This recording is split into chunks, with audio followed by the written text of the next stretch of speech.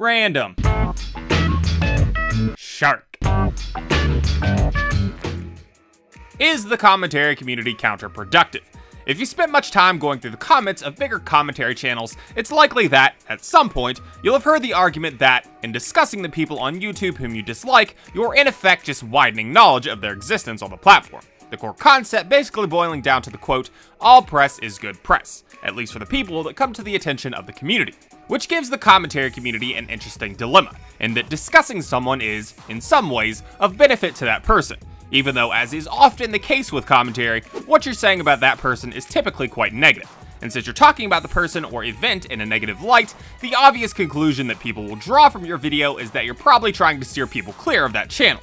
So if that is indeed your intent, chances are your video will have the adverse effect, which would make it counterproductive to even make. Take, for example, someone like Lele Pons. If the commentary community had never brought her to my attention as a dreadfully unfunny Instagram comedian... And where is the Aurora Borealis found?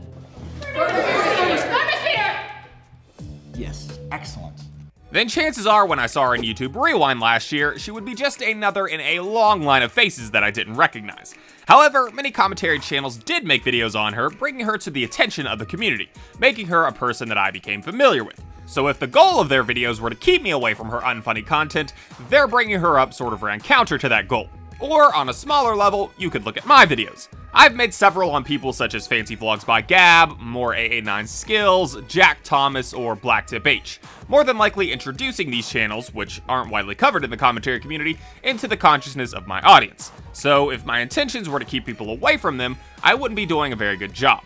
Now, is that the purpose of my videos? No. I bring these people up and I assume Lele Pons and similar channels get brought up predominantly in jest, just to have fun at someone's content for one reason or another. However, that's not always the case. Take, for example, a video like the one Colossal is Crazy did on FouseyTube all that time ago. It's no secret that Colossal had a serious problem with the way FouseyTube runs or ran his channels, and seemingly just him as a person in general. But honestly, after learning this today, I genuinely do hate FouseyTube, and I think he's fucking scum.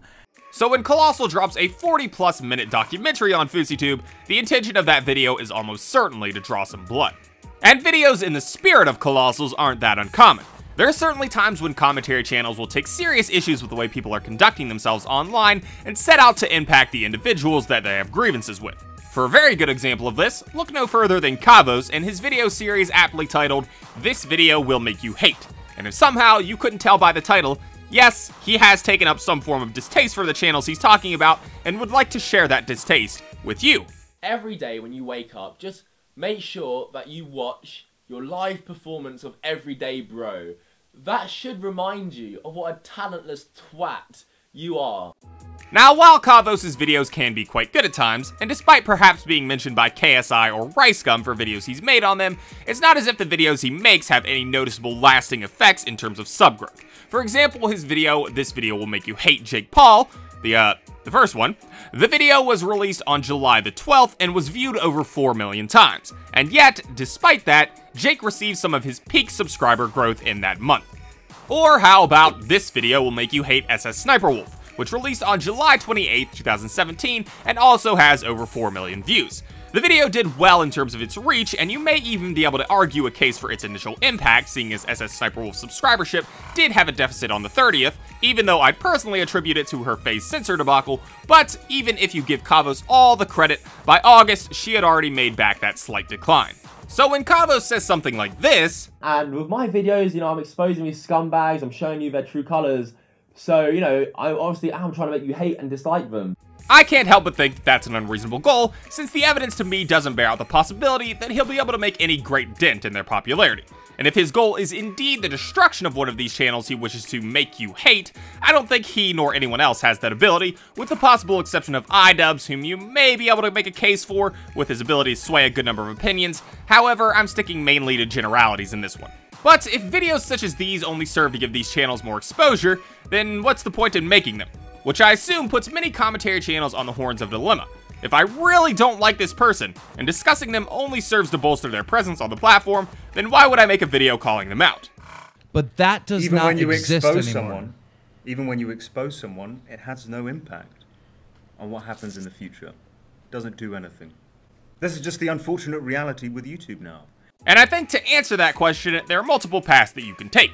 To To speak as someone who hates commentary for whatever reason, that all commentators are leeches, siphoning off things that are popular on the site so that they can build themselves off the backs of those who are more successful, which is honestly a very difficult point to argue. I'd probably have to dedicate another video to breaking it down a bit, but I think you'd have to cut a lot of corners to get to that answer, because the same principle can be applied to almost anything on YouTube. Why are you building your channel off the back of the invisible box trend? Why are you siphoning off Grand Theft Auto's fan base? YouTube isn't predominantly made of 100% original content, so to make that as a general statement about all commentators doesn't hold much weight in my opinion. Another answer you could take is that commentators really think their videos are going to damage these people. Me personally, I don't see the evidence for that conclusion. Sure, there may be a menial dip in subscribership if you manage to get a video viral or something, but unless the damaging information is that person is a pedophile or something, I don't see the evidence that a video is really going to completely destroy someone. Another possibility is just to share an opinion, irregardless of the benefits or detriments that it may have to the person of discussion. Personally, this is my philosophy on the subject, and it's probably where a lot of commentators would come down on the topic. My series where I solely offer my criticisms is called Trivial, named as such because I don't really think these types of videos can have much impact. Hence, in the end, my criticisms are so named Trivial because they will probably be ignored.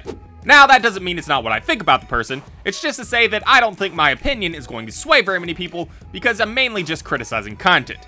And in that same vein, I don't care if criticizing Wild Spartans or I'm J-Station gives them more name recognition because it's not like I hate them. I just think these people make flawed content, are being exploitative, are being dicks, or whatever the case may be. However, while I don't think these criticisms or exposed videos can have much impact on a person's numbers in the grand scheme of things, I do think there is one thing that commentators can do that comes with the territory of negatively discussing someone, and that would be in tarnishing a reputation, or rather, being a megaphone for people who tarnish their own reputation. For example, Jake Paul has been widely criticized for various things he stupidly decided to do last year, such as acting like a basket case in a television interview, doxing Post Malone, or recording his neighbors without their consent. And before any of this happened, I would have barely known who this guy was outside of being Logan's brother. But thanks to the community and their reporting of him in a very negative light, calling him out for things that he's been doing, it circulates his misdeeds and gives him a bad reputation as an arrogant dickhead. Now, is that a good trade-off for giving him more name recognition, more exposure? I don't know. If you let these things go unreported on, then it probably doesn't reach the attention of the public, and in rare cases there may never be any backlash for things like uploading a video of you being cruel to your children. But that type of thing is the exception, not the rule to what commentaries are usually about. Usually the person that's being criticized has done something of a much more menial offense. And some state some absolute hero replied to the tweet with, "Can you justify £50 for the advent calendar?" So to summarize, is the commentary community counterproductive? It depends on what you're expecting the outcome of your commentary on another person to be. If you're attempting to destroy someone with your commentary, yeah, it's more than likely going to be, at least in part, counterproductive to that goal. But if that's not your goal, then no, it's not going to be counterproductive. Anyways, that's the video, guys. Like it, don't like it, let me know. This is a pretty difficult question to answer, in my opinion, and if I wanted to make this video about half an hour long, I could have gone more in depth into different facets of it. For example, I could have extended the leech argument with a more robust refutation from my view of it, or I could have gotten into the idea of punching up and punching down, which, briefly summarized, would be punching up will almost always have little to no numerical effect on the person you're criticizing, and punching down, even if the person you're punching down to gets a lot of hate as a result, will almost always have a numerical positive for that person. And you could even take branching paths off that, but I will probably do a more specific look at these things in the future. Shark pride for life, bruh.